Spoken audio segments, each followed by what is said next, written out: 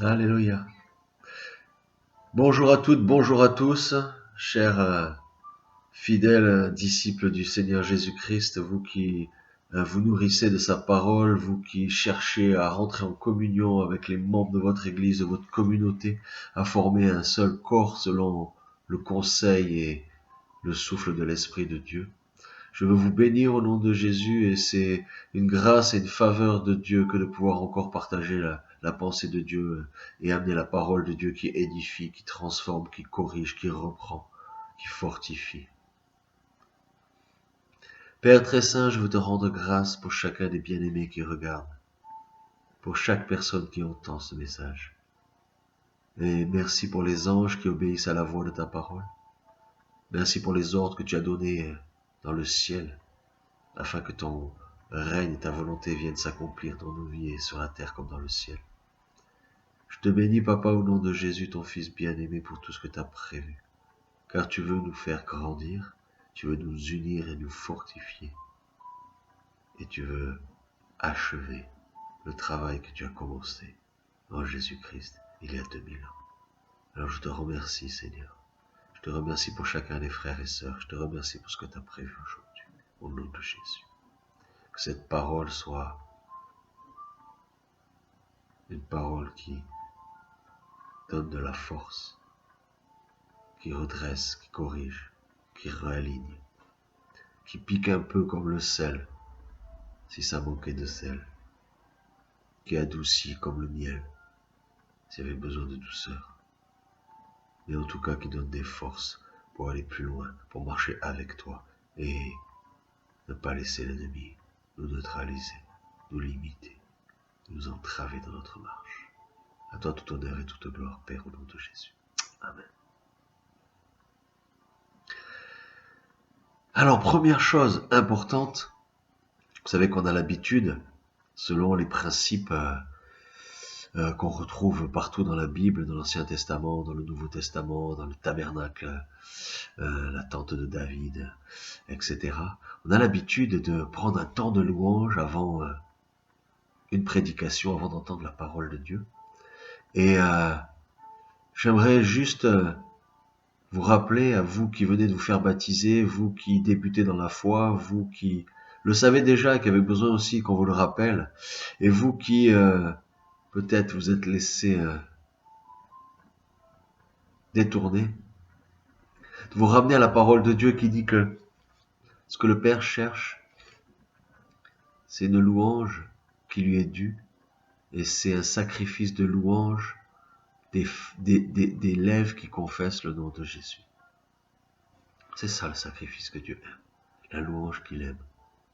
C'est un sacrifice de louange des lèvres qui confessent son nom. Pourquoi ça peut être un sacrifice? Parce que peut-être je vais pas bien, peut-être j'ai pas envie d'être content, j'ai pas envie de me réjouir, peut-être il y a plein de choses qui vont pas, peut-être je souffre, peut-être je suis malade, peut-être je suis dans les difficultés, peut-être je suis dans le combat, peut-être mes ennemis sont en train de triompher de moi et je suis enfermé dans une fosse et je crois être libre, je croyais m'en sortir et en fait j'ai fait tout le contraire, j'ai voulu m'élever et puis je suis retombé, j'ai voulu m'enorgueillir et puis je suis tombé dans l'humiliation. Peu importe là où on en est, je dois commencer pour m'approcher de Dieu à lui dire combien je suis reconnaissant pour son sacrifice. Qu'à la base de la louange, c'est la reconnaissance de Jésus-Christ, Fils de Dieu, mort sur la croix, ayant versé son sang pour me racheter. Quand je commence à penser à ça, quand je commence à proclamer ça, je suis en train d'amener le ciel sur la terre. Dieu a dit, je trône au milieu des louanges de mon peuple. Et vous pouvez avoir l'assurance d'une chose, c'est que quand Dieu parle, Dieu fait ce qu'il dit. Quand Dieu fait une promesse, il tient toujours sa part. Nous, parfois, notre part, c'est un peu plus dur. Mais lui, sa part, c'est toujours là. C'est jamais un problème. Donc, vous pouvez être sûr que si là, à l'instant, vous commencez à dire merci à Jésus pour ce qu'il a fait, vous fermez les yeux et vous dites dans votre cœur toute la reconnaissance, toutes les raisons de vous réjouir et de lui dire merci que vous avez, vous allez vous rendre compte que l'atmosphère va changer, que le ciel va venir sur la terre, que la présence de Dieu va devenir tangible, épaisse, palpable. Peut-être même vous allez rentrer au-delà de la simple louange, vous allez rentrer dans l'adoration. Vous allez avoir comme une conscience de la présence de Dieu qui va vous obliger à vous prosterner, à fléchir le genou devant lui, à courber la tête et à dire c'est toi qui es Dieu, je suis rien. Tout te revient, tout honneur est pour toi, toute gloire est pour toi, toute louange est pour toi. Parce que tu es merveilleux, parce que tu es glorieux, parce que c'est toi qui m'as aimé le premier, je ne mérite rien. J'étais ennemi de Dieu, je ne te connaissais pas. Je ne fais pas partie du peuple élu que tu as choisi pour écrire la Bible. Je ne fais pas partie du peuple qui a eu des prophètes pour parler. Je fais partie du peuple de l'Alliance. Je ne fais pas partie de ceux qui ont connu Dieu. J'étais ennemi de Dieu, étranger de la maison de Dieu. Et pourtant tu m'as aimé, tu es venu me chercher, tu m'as révélé Christ. Et Christ a payé pour moi. Christ a payé le prix. Plus personne ne peut m'accuser. Plus rien ne peut être retenu contre moi. Si je meurs à l'instant, je suis devant le trône de Dieu, et au jour du jugement, chacune de mes erreurs aura été payée par le sang de Jésus. Et personne ne peut dire que ça ne suffit pas. Et personne ne peut payer plus cher que ce que Jésus a payé pour me racheter. Je lui appartiens à lui. Seigneur, il n'y a pas de meilleure raison que d'être heureux et de te dire merci. C'est que tu es celui qui est, qui était et qui vient. Et que c'est toi qui nous as aimés le premier. Et que tu nous as fait grâce. Que tu nous as transformés, changés. Et tu nous transformes à l'image de Christ. Le nouvel Adam, la nouvelle humanité. Celle qui résiste au diable, celle qui ne pêche pas, celle qui triomphe du péché et de l'amour. Comme Jésus a triomphé. Il a vaincu jusqu'au bout. Ô Seigneur notre Dieu, comment ne pas être dans la louange de la reconnaissance quand on se rend compte de tout ce que tu as accompli. Aucun péché n'était en toi, aucune erreur, aucune faille. Personne ne peut te prendre, personne ne peut te contredire. Personne ne peut te prendre en défaut. Et toi le saint, toi le parfait, toi le juste, tu t'es offert en sacrifice pour racheter des perdus, des sales, des souillés, des pécheurs, des mauvais. Car à tes yeux tout homme est mauvais, tout homme est pécheur, privé de la gloire de Dieu. Et pour nous, toi tu t'es donné. Tu nous as aimé le premier. C'est un juste retour des choses. Qu'on puisse t'aimer en retour et te dire merci, Père. Merci, Jésus. Amen. Alléluia.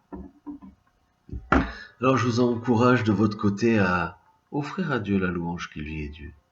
Ça peut durer 3 minutes, 30 minutes, 3 heures, 3 jours. Peu importe. La parole de Dieu dit que c'est de l'abondance du cœur que la bouche parle. Si Dieu vous a donné un grand cœur avec plein de choses de lui dedans, vous allez louer très longtemps.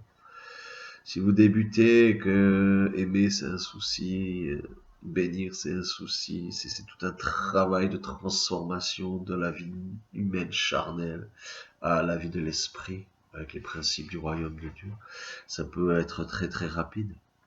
Mais c'est un muscle. Et je vous encourage, et c'est ce que je vous propose tout de suite, de ne pas écouter un chant tout fait avec des musiciens et des super techniques et un truc tout parfait, où vous ne participez pas, où vous vous faites porter. Mais je vous encourage à commencer à muscler votre cœur et votre organe de louange et à proclamer de votre bouche tous les bienfaits de Dieu. Je vais faire pause, moi, et je vais louer Dieu aussi. Et je vous encourage à faire pause et à prendre ce temps devant le Seigneur. Parce que la vraie louange qui plaît à Dieu, c'est le sacrifice de vos lèvres qui confessent son nom. Et qui disent combien il est merveilleux, combien il est glorieux, combien lui seul est digne de la louange. Lui seul est digne de la gloire. Lui seul est digne de la richesse. Lui seul est digne de la puissance et de l'autorité. Lui seul est digne de régner dans le ciel et sur la terre, sur les peuples, sur les tribus, sur les nations, sur l'univers tout entier. Lui seul est digne. Il est le roi des rois et le seigneur des seigneurs. Et la louange est pour lui, et l'adoration est pour lui, et le règne pour lui seul. Alléluia. Que le Père soit béni, que le Fils Jésus-Christ soit béni, que le Saint-Esprit qui est Dieu soit béni. Le Dieu 3 fois saint soit béni au nom de Jésus. Amen.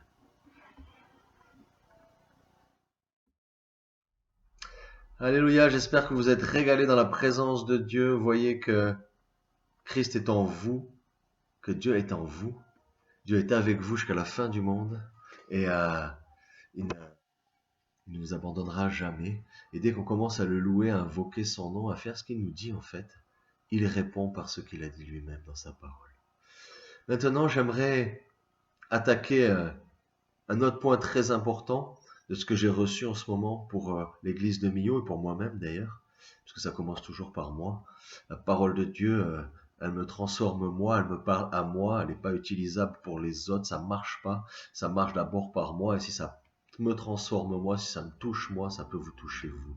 Donc toujours ça commence par moi. Et c'est une clé que vous devriez garder ça.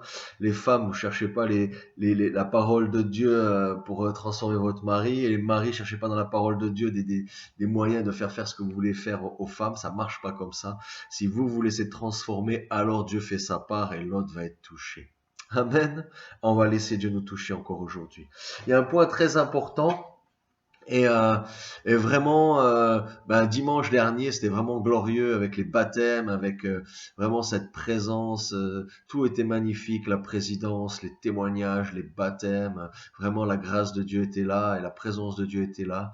La louange que tout le monde a pu faire monter au Seigneur et notre reconnaissance pour ces merveilles. Hein. 3 personnes, même 4 d'ailleurs, il y avait 3 qui étaient prévus et puis il y en a un quatrième qui s'est présenté. Dans la même famille, la grand-mère, la mère et le fils.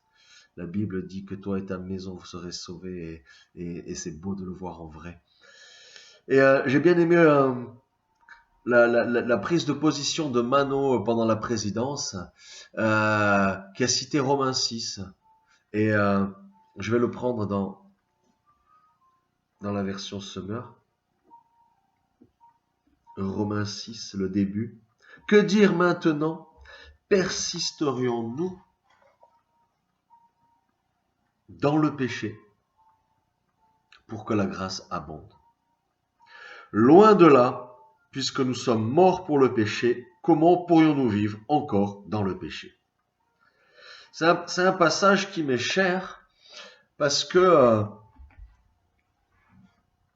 en tant que disciple de Christ, j'ai eu à affronter un certain nombre de pièges et même de théologies qui sont comme des embûches qui m'ont été présentées sur ma marche et qui auraient pu me bloquer et me limiter. Et j'avoue que j'y ai goûté premièrement. Euh, Là, j'ai cité Mano, mais je vais citer Benoît, par exemple, qui nous a prêché avec les extrêmes qui commencent à s'éloigner de Jésus alors qu'il faut être en Christ. Et on avait vu l'hyper-loi et l'hyper-grâce. Et c'est vrai que la théologie de l'hyper-grâce est quelque chose qui m'avait, en tant que pécheur invétéré, m'avait bien séduit.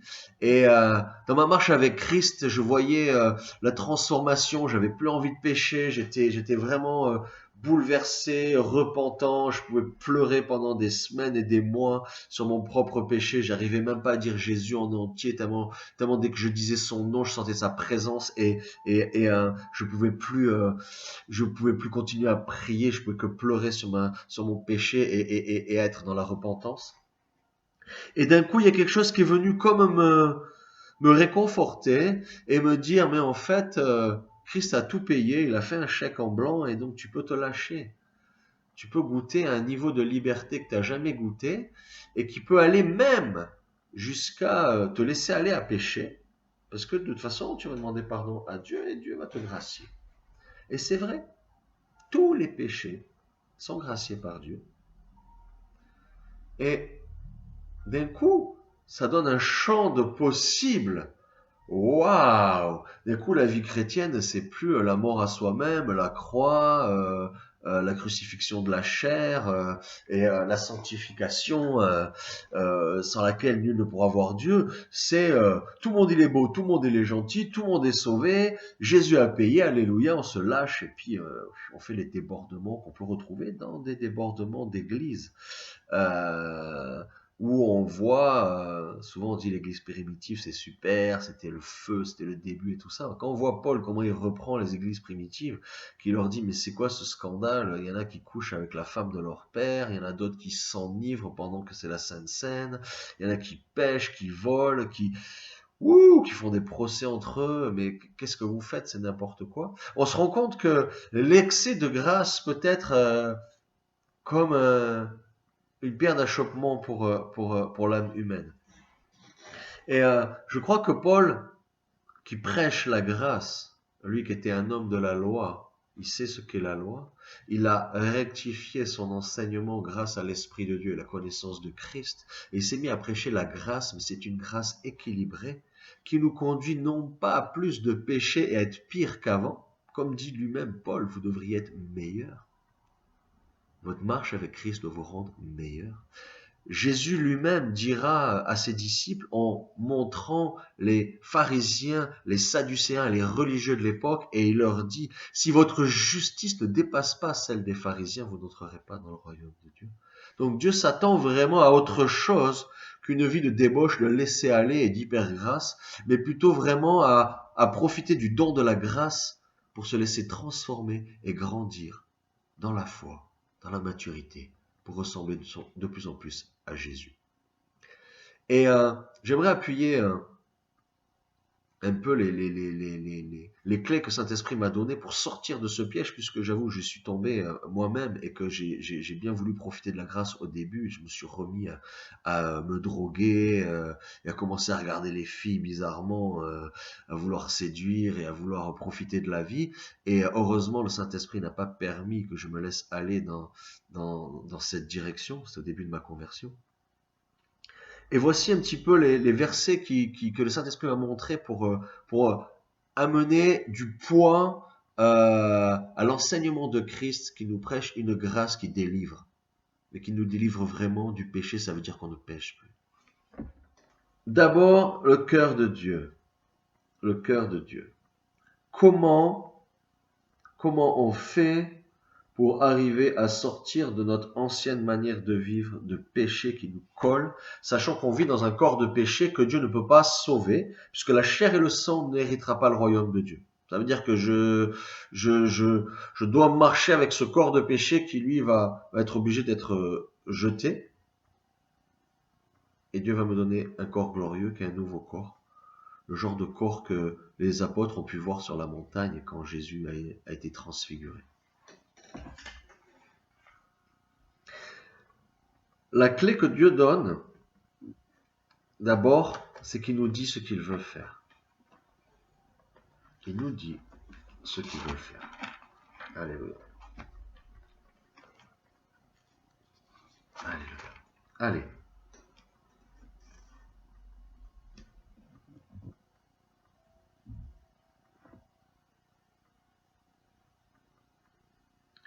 Jean 15, pour commencer. C'est vrai que c'est plus rapide en cliquant sur un téléphone. Là, il faut tourner les pages. Et c'est un bon exercice. Jean 15 au verset 3.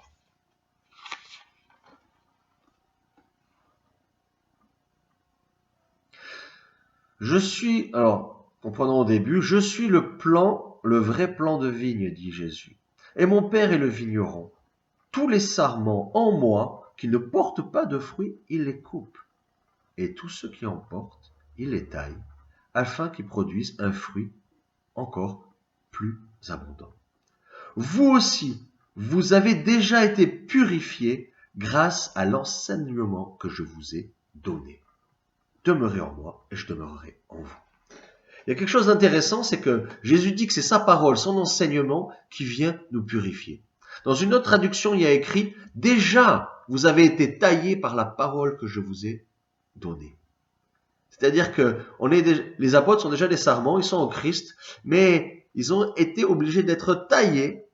C'est le travail de Dieu dans la vie d'un être humain qui rencontre Christ. C'est qu'on est taillé, on est transformé, on est purifié, et c'est l'enseignement de Christ qui fait ça. C'est la parole de Dieu.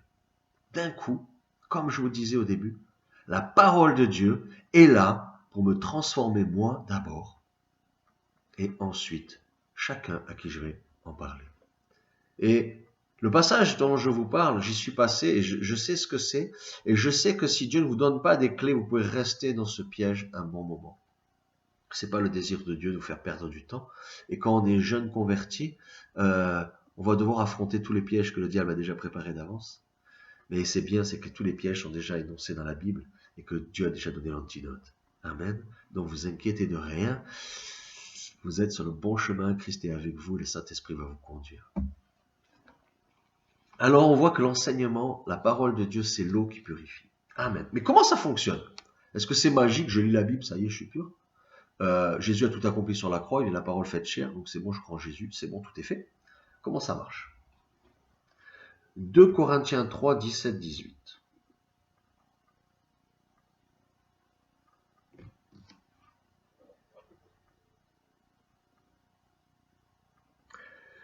Le Seigneur dont parle le texte, c'est l'Esprit. Et là où est l'Esprit du Seigneur, règne la liberté. C'est une question de la liberté des enfants de Dieu. Mais regardons le verset suivant, le 18.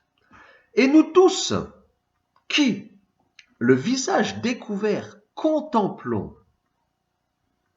comme dans un miroir, la gloire du Seigneur, nous sommes transformés à son image dans une gloire dont l'éclat ne cesse de grandir. C'est là l'œuvre du Seigneur, c'est-à-dire de l'Esprit. Ainsi, quand je regarde Christ, la parole de Dieu avec le Saint-Esprit, la parole de Dieu va être pour moi une eau qui me lave, mais aussi un miroir qui va me révéler l'état de mon cœur, qui va me révéler mes motivations, qui va me révéler où j'en suis en esprit, où j'en suis dans mon âme, où j'en suis dans mes émotions. Est-ce que je suis dans la rébellion? Est-ce que je suis dans l'impudicité? Est-ce que je suis dans l'esclavage? Est-ce que je suis dans l'idolâtrie par la consommation de drogue? Est-ce que je suis avec de faux dieux et je crois que je suis avec l'Esprit de Dieu? Où est-ce que j'en suis? Rien, et encore moins moi-même, ne peut me sortir d'un piège où je suis déjà tombé. Si je suis devenu aveugle, je ne peux pas voir ce qui me rend aveugle. C'est l'Esprit de Dieu qui doit m'éclairer, c'est la parole de Dieu qui doit refléter la vérité. Ainsi, la liberté dont parle Christ, c'est de justement regarder de plus en plus dans la parole de Dieu pour que l'Esprit me révèle mon péché, me révèle ce qui ne lui plaît pas, me révèle ce qui est de mon ancienne nature, de mon ancienne vie, de mon ancien maître qui est le monde des ténèbres avec Satan qui y règne, et de me détacher de cette vie-là, parce que je suis mort à tout ça. J'ai pas besoin de continuer à vivre ça. Et si je veux goûter aux promesses de Dieu, aux bénédictions de Dieu, à la grâce de Dieu et au salut qu'il a payé si cher, je dois abandonner ces choses et vivre en nouveauté de vie. Je peux pas avoir le beurre et l'argent du beurre. Je peux pas vivre dans le péché et nourrir ma chair et me faire plaisir des plaisirs de ce monde, et en même temps avoir la bénédiction de Christ, la gloire et la vie éternelle, etc. Je dois mourir à l'un pour vivre dans l'autre. Je peux pas avoir les deux. Ça, c'est très, très, très important. Ça se fait pas tout d'un coup. Hein, je veux rassurer les jeunes convertis. C'est le Saint-Esprit qui nous montre. Mais c'est vrai que quand Dieu me montre sa parole, que je vois Christ, la première chose qui va me marquer, c'est combien je suis loin de lui. Combien tout ce qu'il dit qu'il fallait pas faire, je le fais. Combien tout ce qu'il dit qu'il faut faire, j'arrive pas à le faire. Combien lui, il est parfait, combien moi, je suis à la ramasse. Et c'est ça qui m'amène à une tension et à une repentance qui est sincère et qui est vraie. Et c'est là que le Saint-Esprit peut venir construire et me rendre semblable à lui. Regardons un petit peu plus loin. Éphésiens 5, 27, 25-27. Alors, c'est un passage où Paul est en train de rétablir les choses. Souvent, le diable, il pervertit les choses. Il pervertit le couple, il pervertit la famille, il pervertit la sexualité, il pervertit la vision de Dieu. On a besoin d'être rétabli et d'être renouvelé dans notre intelligence pour reprendre le fonctionnement normal et puis fonctionner sur l'ancien mode. Et là, Paul est en train de remettre les choses dans l'ordre, c'est-à-dire que c'est l'homme qu'il a établi comme autorité sur la femme et dans le couple, de la même manière que Christ c'est la tête et il a l'autorité sur l'Église. C'est pas l'Église qui commande, c'est Dieu qui commande. Mais après cette mise en règle de l'ordre établi, l'ordre divin, il dit quelque chose de très important et c'est là mon point fort. Quant à vous, Marie, que chacun de vous aime sa femme comme le Christ a aimé l'Église. Écoutez bien. Il a donné sa vie pour elle. Christ est mort pour l'Église. Christ est mort pour vous et moi. Christ est mort pour l'Église de Millau. Afin de la rendre digne de Dieu. Après l'avoir purifiée par sa parole, c'est encore la parole qui purifie, comme par le bain nuptial. Le bain que les femmes prenaient avec des parfums, avec des huiles, etc. avant d'aller se marier. Il a ainsi voulu se présenter cette église à lui-même, c'est son épouse, il est l'époux, et vient se présenter l'église à lui-même, rayonnante de beauté, sans tache, ni ride, ni aucun défaut, mais digne de Dieu et irréprochable. Alors là, j'ai eu comme, vous savez, un peu comme une vision, une image qui m'a impacté. Je me dis, je viens de rencontrer Jésus, il a payé le prix pour moi, il a pris mes fautes et il m'a donné sa justice. Et j'étais coupable, il m'a donné son innocence. J'étais impur, il m'a donné sa pureté. J'étais un pécheur, il m'a donné sa sainteté. Et d'un coup, je suis pardonné par grâce et je suis sauvé. Et j'ai accès au royaume de Dieu, alléluia. Parce que lui, il a tout pris à la croix, il a tout échangé. Et il m'a donné un titre légal, un papier, écrit dans le ciel. Et que quand le diable veut m'accuser, le papier dit non, non, non. Tout ce qu'il a confessé a été lavé et purifié. Tout ce qui a été confessé, évidemment, tout ce qui a été mis en lumière, c'est fait lumière. Et donc, je reçois un papier de justice et de perfection, alors que je ne le suis pas. Je viens d'arriver dans le royaume de Dieu, je suis encore pécheur, j'ai encore plein de défauts, je n'ai pas été transformé à l'image de Christ encore, je débute. Mais j'ai quand même un papier qui dit que c'est déjà fait. Et toute l'immaturité, et là où le piège de cette théologie démoniaque de l'hypergrâce fonctionne, c'est que juste j'ai envie de rester dans l'immaturité et de dire, puisque j'ai le papier, j'ai pas besoin de faire le job en vrai. Je peux rester immature, pécheur, profiter de la vie, nourrir ma chair au lieu de la crucifier, faire ce que je veux, être rebelle, ne pas me soumettre, ne pas obéir, ne pas servir Dieu, et au moment du jugement, hop, sortir mon papier de la poche et dire, ah, moi j'ai tout. Mais là, regardez l'image que j'ai eue. Dieu dit qu'il vient chercher une épouse glorieuse, magnifique, sans tache, de toute beauté. C'est comme un mariage.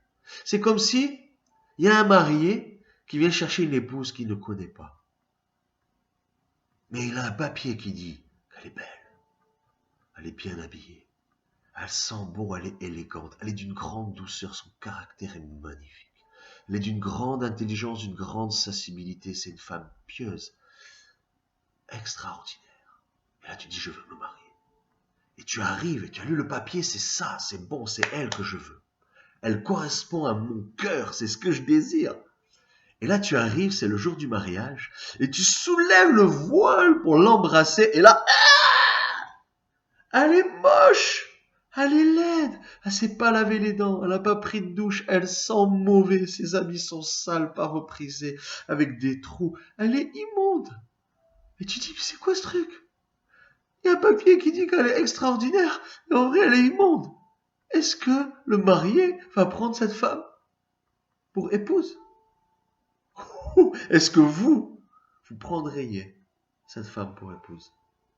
Mesdames, à l'inverse, si on vous dit que c'est un beau prince charmant et qu'il est horrible, il est moche, il est laid, il parle, il est vulgaire, il est grossier, il n'y a aucune grâce, il n'y a aucun amour, il est violent, il est méchant, il est infect, et vous vous dites, mais c'est pas possible, c'est pas celui que je voulais me marier, que je me suis trompé. Alors est-ce que le papier est menteur? Non. Dieu dit, je te donne ce statut. Maintenant, je vais t'apprendre à vivre au niveau du standard du statut que je t'ai donné. Tu étais un pécheur, tu vis dans les ténèbres, je fais de toi un enfant de Dieu, un prince dans mon royaume. Et je vais t'apprendre à marcher comme un prince, te comporter comme un prince. Et l'Église elle va être transformée, elle va devenir l'épouse de Christ. Mais le papier légal du départ, c'est que le point de départ qui lui donne accès à une transformation, à un chemin qui, au bout du chemin, l'a conduit dans la gloire éternelle avec son bien-aimé.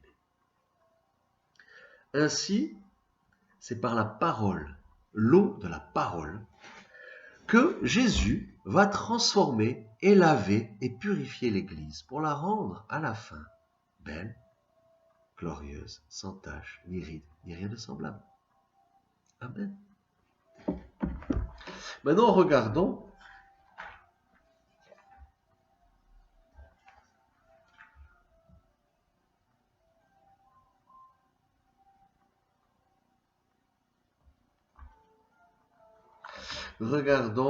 qu'est-ce qui se passe si on fait ce processus ou si on ne le fait pas. C'est Jacques qui le décrit. Jacques 1, j'espère que vous allez aller vérifier par vous-même, le lire dans plein de traductions et bien l'étudier. Jacques 1, versets 22 à 25. Jacques 1, versets 22 à 25. Seulement, il parle de la parole de Dieu, hein. Seulement, ne vous contentez pas de l'écouter. Traduisez-la en actes. Sans quoi, vous vous tromperiez vous-même. Et là, on voit que si je persiste à croire que dans l'esprit c'est bon et que je peux faire ce que je veux sur la chair, je rentre dans un piège démoniaque qui m'amène dans une confusion où moi-même je crois que j'ai bon, mais en fait je me trompe. Et je me mets dans le mensonge et à me tromper moi-même, et donc à tromper les autres. Parce que si j'arrive à me tromper moi-même, je trompe les autres. Et j'amène tout le monde à la mort au lieu de les amener à la vie. En effet, si quelqu'un se contente d'écouter la parole, sans y conformer ses actes, il ressemble à un homme qui, en s'observant dans un miroir, encore l'idée du miroir de la parole de Dieu, il découvre son vrai visage. Après s'être ainsi observé, il s'en va et il oublie ce qu'il est. Il laisse en parenthèse la purification de ses anciens péchés, dira Pierre, l'apôtre Pierre. Il a oublié de purifier ses anciens péchés. Il a oublié de changer de vie. Il a oublié de se conformer à la parole de Dieu. Quand il y a la parole de Dieu qui dit ça, il ne faut pas le faire et qu'il voit qu'il le fait, il dit c'est pas grave. Au lieu de dire pardon Seigneur et je veux changer, aide-moi par ton Saint-Esprit à être transformé à l'image de Christ. Et donc je ne fais plus ce que je faisais avant, je fais plus ce que fait Jésus et pas ce que faisait le pécheur que j'étais avant dans le royaume des ténèbres, faisant les œuvres de mon Père Satan. Maintenant je suis racheté par Christ, mon Père c'est Dieu, et je fais les œuvres de mon Père qui est Dieu. Verset 25. Voici au contraire un homme qui scrute la loi parfaite, qui donne la liberté, la vraie liberté, celle que Dieu donne. Il lui demeure fidèlement attaché à la parole, et au lieu de l'oublier après l'avoir entendu, il y conforme ses actes. Cet homme sera heureux dans tout ce qu'il fait. Cet homme sera heureux dans tout ce qu'il fait. Chacun d'entre vous, vous serez heureux dans tout ce que vous faites si vous vous conformez à la parole de Dieu. Je peux prendre plein d'exemples là. Hein. C'est pas parce que je le dis qu'il faut le faire, c'est quand Dieu vous en parle, que vous le lisez, que vous êtes convaincu, c'est que Dieu est en train de vous le dire, c'est ça qu'il faut que tu lâches. Si Dieu te dit, c'est l'homme qui prend la décision, c'est pas la femme, parce que Dieu a établi l'homme premièrement, etc. Tu dis, mince, peut-être j'avais une responsabilité en tant qu'homme que j'ai laissé faire. Et celui qui n'utilise pas l'autorité que Dieu lui a donnée, quelqu'un prend cette autorité et l'utilise contre lui. Donc il peut y avoir des soucis dans le couple. Et il peut y avoir des problèmes d'influence démoniaque et de déséquilibre, de confusion. Peut-être il y a écrit un autre exemple. Ne quittez pas votre assemblée, comme c'est la coutume de quelques-uns, dira l'apôtre. Tiens, je me conforme à ça, moi qui ne viens pas à l'église. Moi au début, je venais à l'église une fois tous les 6 mois. Puis une fois tous les 3 mois, puis une fois tous les mois, et puis 2 fois par mois, et puis tous les dimanches. Je ne pouvais pas vivre sans vivre un culte, sans retrouver l'église de Christ, sans être nourri par la parole, sans rentrer dans la louange, l'adoration et faire la communion fraternelle et prendre la Sainte Seine. Ce n'était pas possible, c'est la vie de l'esprit. Si je me coupe de ce que Dieu dit, je me coupe de sa parole. Je me coupe du cep qu'est Jésus-Christ et la sève ne monte plus. Je peux être encore un peu vert et croire que j'ai raison, mais ça ne va pas durer longtemps. Au bout d'un moment, je vais me flétrir et je vais connaître la mort. Une mort spirituelle et des impacts dans ma vie physique et dans ma vie émotionnelle, dans ma vie relationnelle. La Bible dit on reconnaît un arbre à ses fruits. Si je vois de la confusion, si je vois de la division, si je vois de la querelle, si je vois de la médisance, si je vois des gens qui font la liste des fautes des autres, si je vois des divorces et de l'inconduite sexuelle, si je vois des addictions aux drogues et à l'adoration de faux dieux, si je vois toutes ces choses, c'est pas parce que je dis Seigneur, Seigneur que c'est vrai. C'est quand toutes ces choses auront disparu que Seigneur, Seigneur, ça deviendra vraiment moi. C'est celui qui met en pratique la parole de Dieu, qui la laisse l'impacter. Quand il regarde dans le miroir, il se laisse changer. Si je vois une grosse tache dégoûtante ici dans le miroir, que je m'en vais et que j'oublie, j'ai encore ma tache. Et quand le mari va soulever le voile, il va faire moi, je veux pas qu'il voit ça. Je veux me laisser transformer à l'image de Christ. Et il y a des trucs, ça me plaît pas, mais c'est pour mon bien. Comme je disais dimanche dernier, il y a des douleurs qui mènent au salut. Des fois, ça fait mal, mais c'est pour notre bien. C'est pas les douleurs du diable qui nous accusent pour nous faire couler. Mais quand Dieu te dit la vérité, ça peut piquer. Quand Dieu tranche, ça fait mal. Mais il te sépare d'un péché. Il te sépare de quelque chose qui va aller en enfer et toi, tu dois aller au paradis. Sépare-toi du péché. Sépare-toi de l'iniquité. Sépare-toi des théologies démoniaques.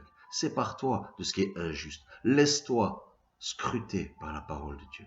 Laisse-toi imprégné par la parole de Dieu. Ne fais pas comme dit la Bible, à la fin des temps, les gens chercheront des docteurs selon leur cœur et les penchants de leur cœur pour se dire que j'ai raison et s'encourager dans le péché. Non, ne fais pas ça. Lis toute la parole de Dieu. Et quand Dieu te convainc de péché, tu dis que c'est lui qui a raison, c'est pas toi.